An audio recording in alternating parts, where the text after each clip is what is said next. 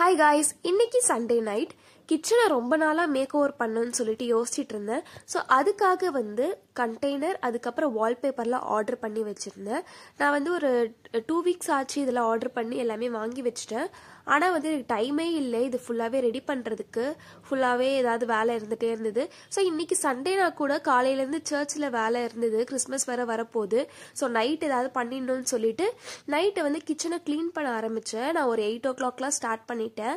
So ஃபுல்லாக அந்த பழைய கண்டெய்னர் எல்லாமே எடுத்துட்டு அந்த மேலே உள்ள அந்த கிளாஸ் ஸ்லாப்பெல்லாம் க்ளீன் பண்ணிவிட்டு அதுக்கப்புறம் விண்டோஸை க்ளீன் பண்ணிட்டு இருந்தேன். க்ளீன் பண்ணதுக்கப்புறம் விண்டோஸில் பெயிண்ட் பண்ணலான்னு சொல்லிட்டு பெயிண்ட் எல்லாம் வாங்கி வச்சு அப்படியே விட்டுட்டே இருந்தோன்னா டேஸ் போயிட்டே இருக்குது. எப்போவுமே டைம் கிடைக்கிறது இல்லை. ஸோ இதுக்காக டைம் ஒதுக்கி நான் நைட் உட்காந்து பண்ணிட்டு இருந்தேன். நைட்டு எவ்வளோ நேரம் ஆனாலும் சரி முடிச்சிடலான்னு சொல்லிட்டு தான் பண்ணிட்டு இருந்தேன். ஸோ ஃபர்ஸ்ட் கிச்சனில் இருக்க அந்த பொருள் எல்லாமே எடுத்து கீழே வச்சுட்டேன். அப்புறம் அந்த லிக்விட் ஜெல் ஊற்றி ஸ்லாப்பெல்லாம் க்ளீன் பண்ணி இருந்தேன். எங்களோட கிச்சன் ரொம்ப குட்டி கிச்சன். ஸோ இதை மேக் ஓவர் பண்ணுறதுக்கு ரொம்ப ஈஸின்னு நினச்சி நான் பண்ணிட்டு இருந்தேன். ஆனால் எனக்கு டைம் போகிறதே தெரியல. டைம் டக்கு டக்குன்னு போயிட்டே இருந்தது. ஸோ சின்ன கிச்சனாக இருக்கிறனால சீக்கிரம் முடிச்சிடலாம் நினச்சி தான் ஸ்டார்ட் பண்ணேன். ஆனால் அதுவும் டைம் ரொம்ப எடுத்தது எனக்கு. எடுத்த உடனே நான் விண்டோஸை தான் க்ளீன் பண்ணேன். ஸோ ஃபர்ஸ்டே க்ளீன் பண்ணனால இப்போ நல்லா ட்ரை ஆயிடுச்சு. ஸோ ட்ரை ஆனதுக்கப்புறம் பெயிண்ட் அதில் அடிக்க ஸ்டார்ட் பண்ணேன்.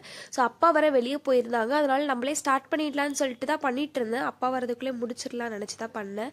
ஆனால் என்னால் முடிக்க முடியல. அப்பா வர வந்துட்டாங்க. வந்ததுக்கப்புறம் அப்பா என்கிட்ட வாங்கிட்டாங்க நானே பண்ணி தரேன்னு சொல்லிட்டு.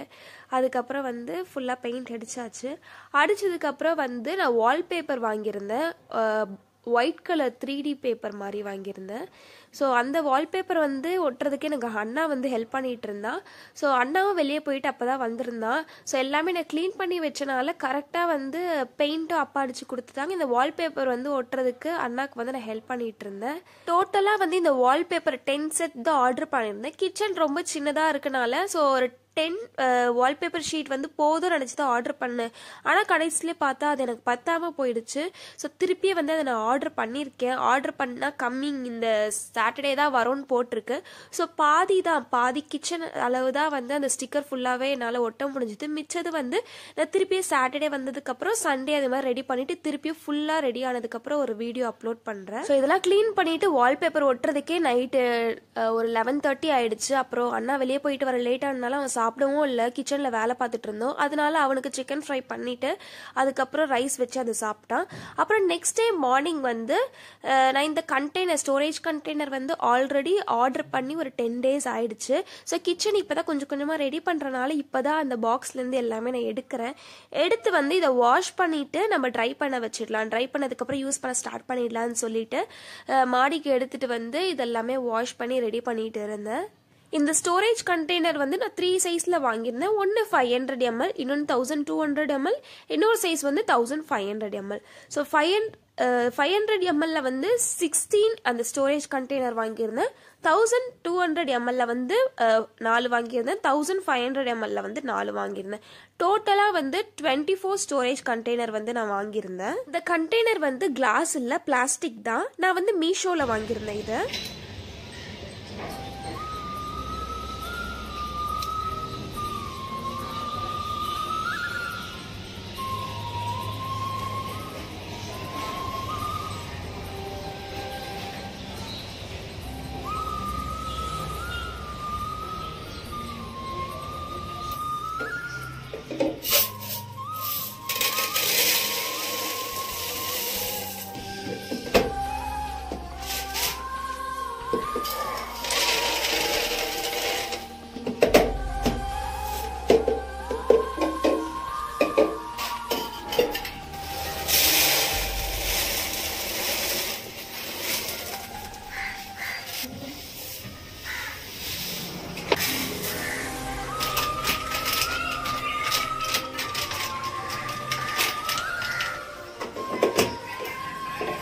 இப்போ எல்லாமே பழைய கண்டெய்னர்லேருந்து இப்போ வாங்கின புது கண்டெய்னருக்கு எல்லாமே மாற்றிட்டு இருந்தேன்.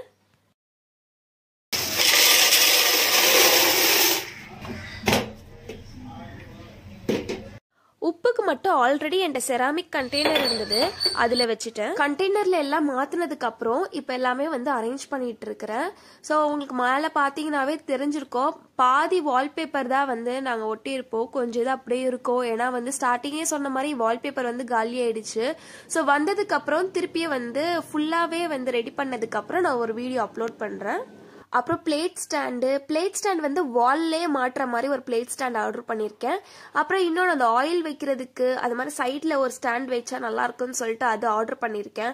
இது மாதிரி ஒரு 3 ஆர்டர் பண்ணியிருக்கேன். ஆர்டர் பண்ணதுக்கப்புறம் நான் அதை அரேஞ்ச் பண்ணிட்டு உங்களுக்கு ஃபுல்லாகவே ஒரு வீடியோ நான் நெக்ஸ்ட் வீக்கில் மேக்ஸிமம் நான் போட ட்ரை பண்ணுறேன். அப்புறம் கிச்சனில் வந்து பிளான்ட் வச்சா நல்லா இருக்கும்னு சொல்லிட்டு ரெடி பண்ணிட்டு இருந்தேன். மணி பிளான்ட் கூட வைக்கலான்னு இருக்கேன். அந்த கிளாஸ் பாட்டிலில் வச்சா நல்லா இருக்கும். நிறைய வீடியோஸில் நானும் பார்த்தேன், நல்லா இருந்தது.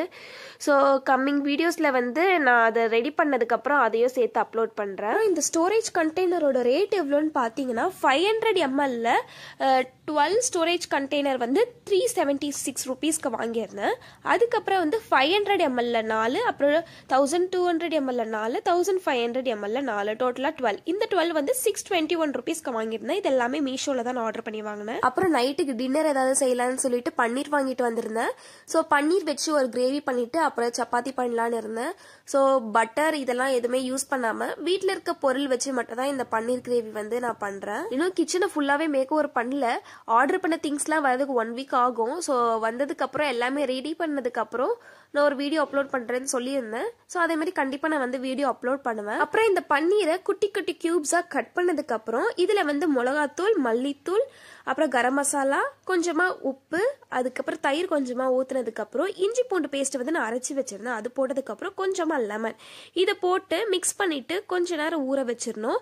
நான் வந்து சிக்கனுக்கு எப்படி ஊற வைக்கிறேனோ அதே மாதிரி தான் இதையும் வந்து நான் ஊற வச்சுட்டேன்.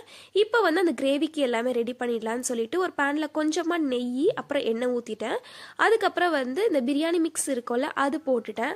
அது போட்டு லைட்டா ஃப்ரை பண்ணதுக்கு அப்புறம் 2 பெரிய வெங்காயம் வெட்டி வச்சிருந்தேன், அதை போட்டு வதக்குறேன். ஸோ இது வதக்குனதுக்கு அப்புறம் கொஞ்சமா உப்பு, இஞ்சி பூண்டு பேஸ்ட், அதுக்கப்புறம் இது போட்டதுக்கு அப்புறம் இஞ்சி பூண்டு பேஸ்ட் அந்த ஸ்மெல் போற வர நல்லா வதக்கணும். வதக்குனதுக்கு அப்புறம் தக்காளி, ஒரு தக்காளி அரைச்சி வச்சிருந்தேன், அதை போட்டு வதக்குனதுக்கு அப்புறம் கொஞ்சம் வேக வைக்கணும். அதுக்கப்புறம் வெந்ததுக்கு அப்புறம் மசாலாஸ் எல்லாமே போடுறேன். மசாலா வந்து கொஞ்சமா மிளகாத்தூள், அப்புறம் மல்லித்தூள், அப்புறம் கரம் மசாலா, இந்த 3 மட்டும் தான் போடுறேன். இது 3 போட்டதுக்கு அப்புறம் இந்த மசாலாவோட பச்சை ஸ்மெல் போற வர நல்லா வேக வச்சு எடுத்துக்கணும். இது வேக வச்சு எடுத்ததுக்கு அப்புறம் கொஞ்சமா வந்து தயிர் ஊத்துறேன்.